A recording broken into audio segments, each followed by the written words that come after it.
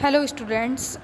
जैसा कि अभी 4 महीने बचे हुए हैं आपके एग्ज़ाम के लिए, तो मैं यहाँ आई हूँ। मैं आपको ये हेल्प कराने आई हूँ कि 4 महीने में आप मैथमेटिक्स सब्जेक्ट में कैसे एक अच्छा स्कोर ला सकते हैं। अभी पिछले कुछ महीनों में आपने बेसिक पढ़ा होगा मैथ्स का, लेकिन अभी जो 4 महीने हैं ये आपको बहुत अच्छे से यूटिलाइज़ करना आना चाहिए, क्योंकि आप पूरे मैथ्स के हर एक सब्जेक्ट को, हर एक पॉइंट को, क्योंकि अलग अलग एक्सपेक्ट है, अलग अलग चैप्टर्स है। कभी आप ट्रिगोनोमेट्री पढ़ते हैं, कभी क्षेत्रमिति पढ़ते हैं, कभी आप ज्यामिति पढ़ते हैं, कभी आप सांख्यिकी पढ़ते हैं, कभी आप एपी पढ़ते हैं, अर्थमेटिक प्रोग्रेशन, कभी आप बारंबारता सांख्यिकी वगैरह, प्रोबेबिलिटी वगैरह पढ़ना स्टार्ट करते हैं। फिर आप एल्गोरिथम में आ जाते हैं, यूक्लिड एल्गोरिथम में, परिमेय में आ जाते हैं, ग्राफ है, बहुत सारा ऐसा चैप्टर है जिसको, और फिर मैथ्स के अलावा आपके पास और भी बहुत सब्जेक्ट हैं जिनको आपको पढ़ना होता है, उसको याद करना होता है। लेकिन आप एक कम समय में आप मैथ्स को अच्छे से बनाकर, स्ट्रेटजी आपकी अच्छी होनी चाहिए जिससे आपका स्कोर बहुत कम समय में लगाकर अच्छा स्कोर आप ग्रैप्स कर सकते हैं। तो आई थिंक मुझे लगता है कि मैं अच्छा गाइडेंस दे सकती हूँ। That's why I am here. If you like it, then comment. First first you have to note, पहले तो आपको ये नोट करना है कि आपको कौन सा चैप्टर रिवीजन करना है ना।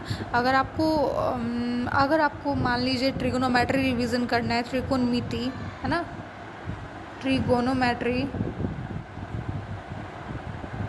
अगर आपको त्रिकोणमिति रिवीजन करना है तो त्रिकोणमिति में आपका आई थिंक त्रिकोणमिति चैप्टर है ना, त्रिकोणमिति चैप्टर है।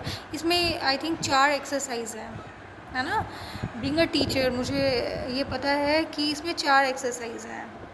4 एक्सरसाइज में जैसे ये चैप्टर आई थिंक 8 है ना, जिसमें 8.1 है, 8.2 है, 8.3 है एंड 8.4 है ना। जब 8.1, 8.2, 8.3, 8.4 है तो 8.1 में आपको बेसिकली 8.1 में आपको एंगल से रिलेटेड क्वेश्चन है ना, एंगल से रिलेटेड क्वेश्चन है कि आप अगर किसी का बेस दिया हुआ है, किसी का आधार दिया हुआ है, तो किसी का आपको कर्ण निकालना है, बेस कर्ण और क्या होता है, आधार है ना, आधार कर्ण और लंब है ना। तो अगर मान लीजिए इन दोनों में से इन 2 का दिया हुआ तो तीसरा मांग रहा होता, तो 8.1 में बेसिकली यही है। तो हम लोग को इसको पूरे अच्छे से पढ़ लेना है, ठीक है। 8.2 में आपका जैसे sine 90 minus theta is equal to क्या होता है, कॉस थीटा, ये 90 माइनस थीटा इसी पे है आपका कॉम्प्लीमेंट्री एंगल, जिसको हम लोग कॉम्प्लीमेंट्री सप्लीमेंट्री एंगल बोलते हैं, है ना। तो ये उसी पे बेस्ड है 8.2।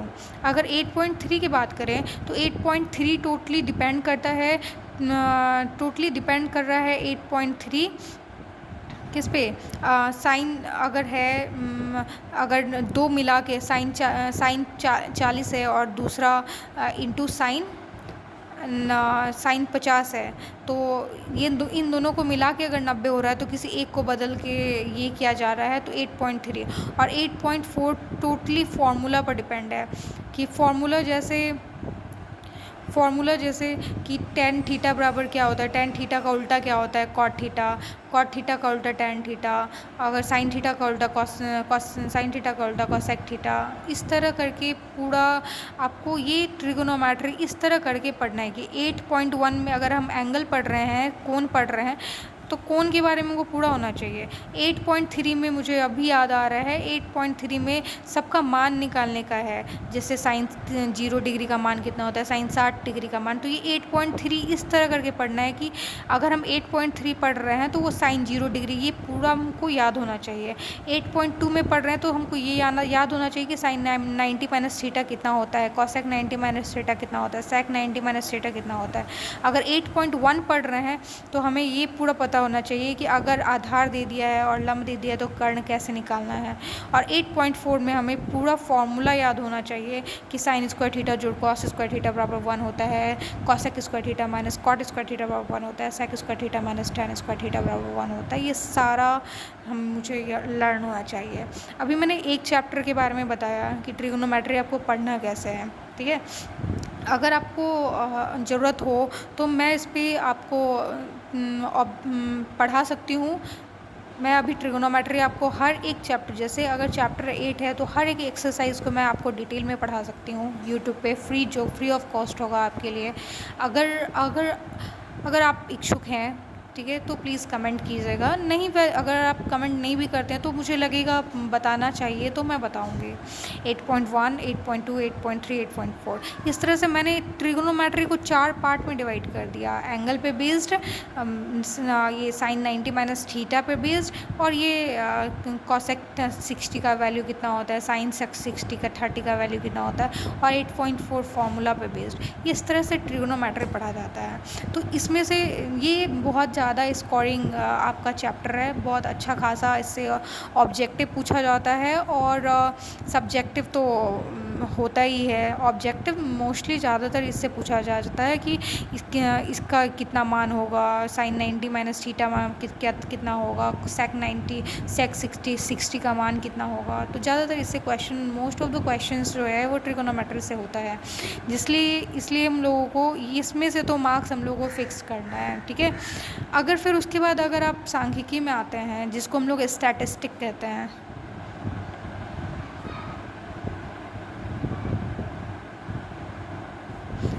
सांख्यिकी जिसको कहते हैं, ठीक है। सांख्यिकी में 3 पार्ट आता है। सांख्यिकी में जैसे आप अगर बात करते हैं तो फिर उसी तरह हम लोग डिवाइड कर करके पढ़ेंगे, तो उस तरह से हमारा माइंड जो है ना, एक बार अगर हम पढ़ लेंगे तो हम लोगों को बार बार रिवीजन करने की ज़रूरत पड़ती है मैथ्स में, लेकिन इतना ज़्यादा नहीं होगा कि हम लोग दिन भर मैथ्स लेके बैठे रहें और फॉर्मूला याद करते रहें। स्टैटिस्टिक अगर है तो स्टैटिस्टिक में हम लोग 3 पार्ट पढ़ते हैं, ठीक है। एक पहला स्टैटिस्टिक चैप्टर है, आई थिंक 14 चैप्टर है ये, है ना, और इसमें 3 एक्सरसाइज है, 14.1, 14.2, 14.3, ठीक है। ये है 14.1 में हम लोग माध्य के बारे में पढ़ते हैं, माध्य के बारे में, जिसमें हम लोग माध्य के बारे में सिग्मा एफ एक्स बटे सिग्मा एफ, मतलब प्रेक्षणों का योग बटे प्रेक्षणों की संख्या। फिर दूसरे 14.2 में हम लोग बहुलक निकालना सीखते हैं, ठीक है। और तीसरे में हम लोग माध्यक निकालना सीखते हैं, माध्यक। अगर हम 14.1 टोटली डिपेंड करता है माध्य पे। अगर हम माध्य एक बार जान जाएं और उससे 2-4 क्वेश्चन जो है बना लें तो माध्य में हम लोगों को कोई दिक्कत नहीं होगा। फिर बहुलक का 14.2 में टोटली माध्य और बहुलक दोनों को मिला के क्वेश्चन दिया गया है, तो यहाँ से हम लोग को बहुलक पता चल जाएगा, और 14.3 में माध्यक दिया हुआ है। तो देखिए, स्टैटिस्टिक चैप्टर अगर हम लोग इस तरह करके पढ़ें कि पहले माध्य पढ़ें, फिर बहुलक पढ़ें, माध्यक पढ़ें, तो हमारे माइंड में हर एक चैप्टर का हर एक एक्सरसाइज हमारे माइंड में सेटअप होगा कि हाँ, ये चैप्टर का ये बहुलक निकालना है तो बहुलक का ये फार्मूला होता है, माध्यक का ये फार्मूला होता है, हमें रटने की ज़रूरत नहीं पड़ेगी। तो इससे तो 5 नंबर फिक्स होता है। और ऑब्जेक्टिव तो होता ही है, और 4-5 ऑब्जेक्टिव दे देता है। किसी का बोलता है सीरीज़ है तो उसका माध्य निकालिए, तो किसी का बोल देगा, जैसे माध्यक में हम लोगों को संचयी बारंबारता की ज़रूरत पड़ती है, तो संचयी बारंबारता, और इस बार छमाही परीक्षा में माध्य संचयी बारंबारता पूछा भी था कि सीरीज़ दे दिया था और बोल रहा था संचयी बारंबारता निकालिए। तो ये इम्पॉर्टेंट होता है। आप अगर एक चैप्टर को बाइफरकेट करके पढ़ते हैं, तोड़ के पढ़ते हैं, तो वो आपको थोड़ा टाइम टेकिंग लगेगा, लेकिन वो चीज़ जो है वो आपको बार बार रिपीट नहीं करना पड़ेगा। अगर मुझे लगेगा कि मुझे बताना है, अभी तो मैं आपको स्ट्रैटेजी बता रही हूँ कि आपको 4 महीने में पढ़ना कैसे है, ठीक है। क्योंकि मैथ्स के अलावा भी आपके पास अदर सब्जेक्ट्स हैं जो कि बहुत ही ज़रूरत है, ठीक है। अगर स्टैटिस्टिक हो गया, जैसे अगर आप प्रोबेबिलिटी पढ़ रहे हैं, जिसको हिंदी में प्रायिकता कहते हैं, अगर आप प्रोबेबिलिटी पढ़ रहे हैं, प्रायिकता पढ़ रहे हैं, तो प्रायिकता को भी आप 2 या 3 पार्ट में आप इसको बाइफरकेट करके कर सकते हैं। 2 या 3 पार्ट मेरे कहने का मतलब है कि देखिए, एक हो गया आप तो जानते हैं कि क्या होता है प्रायिकता बराबर प्रेक्षणों का योग बटे प्रेक्षणों की संख्या। नहीं, इसका होता है अनुकूल परिणाम बटे संभावित परिणाम। होता है ना, प्रायिकता बराबर क्या होता है, अनुकूल परिणाम बटे संभावित परिणाम। तो आप एक सिक्का पे कर सकते हैं कि एक सिक्का को उछालेंगे तो कितना परिणाम होगा, तो 2 सिक्का को उछालेंगे तो कितना परिणाम होगा, अनुकूल परिणाम कितना होगा, 3 सिक्का को उछालूँगा मैं, हार्डली 3 सिक्का का ही पूछा गया है क्लास 10th तक में, ठीक है। तो सिक्का के बारे में पूरा जान जाएंगे कि सिक्का करेंगे। तो दूसरा डाइस है ना, जिसको पासा कहते हैं, सिक्का को कॉइन कहते हैं, है ना। तो पासा को क्या कहते हैं, डाइस कहते हैं। तो डाइस के बारे में पढ़ लेंगे कि एक डाइस उछालने पर कितने परिणाम होते हैं। तो एक पासा उछालने पर 6 परिणाम होते हैं, तो 2 पासा उछालने पर कितने होंगे, 36। तो 36 कौन कौन से होंगे, है ना। हार्डली 2 पासा उछालने पर ही पूछा जाता है। और तीसरा हो गया ताश, है ना। ताश की गड्डी में कितने पत्ते होते हैं, तो 52। इसमें से लाल पान कितने होते हैं, लाल पत्ते कितने होते हैं, काला पत्ता कितने होते हैं। तो लाल पत्ते में कौन होते हैं, लाल पत्ते में ईंट होते हैं, काला पत्ते में कौन होते हैं। तो इस तरह करके 3 पार्ट में अगर हम सिक्का को पूरे अच्छे से जान ले तो सिक्का का मेरा एक भी क्वेश्चन नहीं छूटेगा। पासा के बारे में जान ले तो पासा के बारे में एक भी क्वेश्चन नहीं छूटेगा। और ताश के बारे में जान ले तो ताश के बारे में भी एक भी क्वेश्चन नहीं छूटेगा। तो इस तरह करके हम लोग देखिए कि हम लोग तीनों चैप्टर कितने अच्छे से पढ़ लेंगे। तो इस तरह से अगर हम लोग तोड़ के पढ़े तो हम लोग जो है बहुत अच्छे से चैप्टर को कवर कर लेंगे। चैप्टर में जितने एक्सरसाइज हैं उसको कवर कर लेंगे, ऑब्जेक्टिव इनसे नहीं छूटेगा, ठीक है। अगर मुझे लगेगा कि अगर अभी मैंने 3 चैप्टर के बारे में बताया है, ठीक है, और जो कि मोस्ट इम्पॉर्टेंट चैप्टर है, अगर मुझे लगेगा कि अगर मुझे पहले इन चैप्टर को कंप्लीट करना है तो मैं पहले इन्हीं तीनों चैप्टर को कंप्लीट करूँगी, फिर मैं आगे की स्ट्रेटजी आपको बताऊँगी विद ऑब्जेक्टिव्स। धन्यवाद।